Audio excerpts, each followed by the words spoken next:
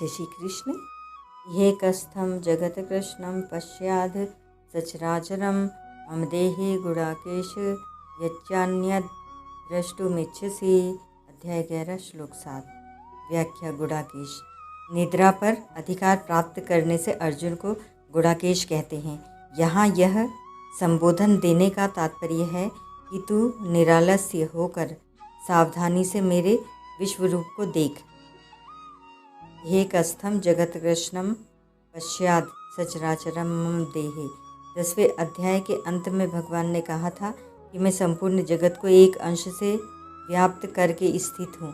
इसी पर अर्जुन के मन में विश्वरूप देखने की इच्छा हुई। अतः भगवान कहते हैं कि हाथ में घोड़ों की लगाम और चाबुक लेकर तेरे सामने बैठे हुए मेरे इस शरीर के एक देश अंश में चर अचर सहित संपूर्ण जगत को देख। एक देश में देखने का अर्थ है कि तू जहाँ दृष्टि डालेगा वहीं तेरे को अनंत ब्रह्मांड दिखेंगे। तू मनुष्य, देवता, यक्ष, राक्षस, भूत, पशु, पक्षी आदि चलने फिरने वाले जंगल, वृक्ष, लता, घास, पौधा आदि स्थावर तथा पृथ्वी, पहाड़, रेत आदि जड़ सहित संपूर्ण जगत को अभी इसी क्षण देख ले। इसमें देरी का काम नहीं है। यच्चान्य द्रष्टु मिच्छसि। भगवान के शरीर में सब बातें वर्तमान थी, अर्थात जो बातें भूतकाल में बीत गई हैं और जो भविष्य में बीतने वाली हैं, वे सब बातें भगवान के शरीर में वर्तमान थी। इसलिए भगवान कहते हैं कि तू और भी जो कुछ देखना चाहता है वह भी देख ले। अर्जुन और क्या देखना चाहते थे? अर्जुन के मन में संदेह था कि युद्ध में जीत हमारी होगी या कौरवों की। गीता 2 अध्याय का 6 श्लोक। इसलिए भगवान कहते हैं कि वह भी तू मेरे इस शरीर के एक अंश में देख ले। विशेष बात, जैसे 10वें अध्याय में भगवान से जो मेरी विभूति और योग को तत्व से जानता है उसका मेरे में दृढ़ भक्ति योग हो जाता है। इस बात को सुनकर ही अर्जुन ने भगवान की स्तुति अर्थात प्रार्थना करके विभूतियाँ पूछी थी। ऐसे ही भगवान से मेरे एक अंश में सारा संसार स्थित है। इस बात को सुनकर अर्जुन ने विश्वरूप देखने के लिए प्रार्थना की है।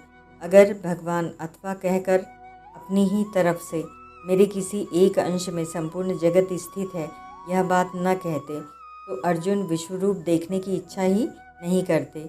जब इच्छा ही नहीं करते तो फिर विश्वरूप दिखाने के लिए प्रार्थना कैसे करते? और जब प्रार्थना ही नहीं करते तो फिर भगवान अपना विश्वरूप कैसे दिखाते? इससे सिद्ध होता है कि भगवान कृपा पूर्वक अपनी ओर से ही अर्जुन को अपना विश्वरूप दिखाना चाहते हैं। ऐसी ही बात गीता के आरंभ में भी आई है।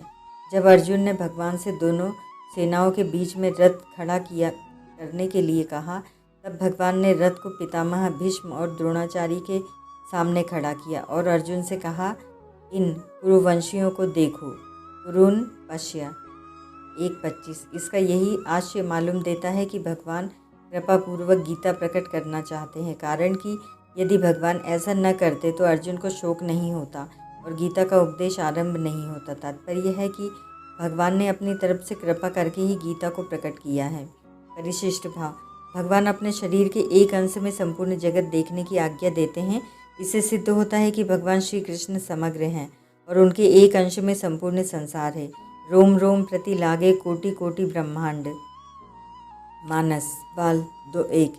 यह भगवान प्रत्यक्ष दिखा रहे हैं। जब संपूर्ण संसार भगवान के किसी एक अंश में है तो फिर भगवान के सिवाय क्या बाकी रहा? सब कुछ भगवान ही हुए। इसीलिए भगवान अर्जुन से कहते हैं कि तू जो कुछ भी देखना चाहता है वह सब तू मेरे विराट रूप में देख सकता है। अर्जुन युद्ध का परिणाम देखना चाहते थे जिसको उन्होंने विराट रूप में ही देख लिया। गीता इसी अध्याय का 26वां 27वां श्लोक। ओम तत्सत।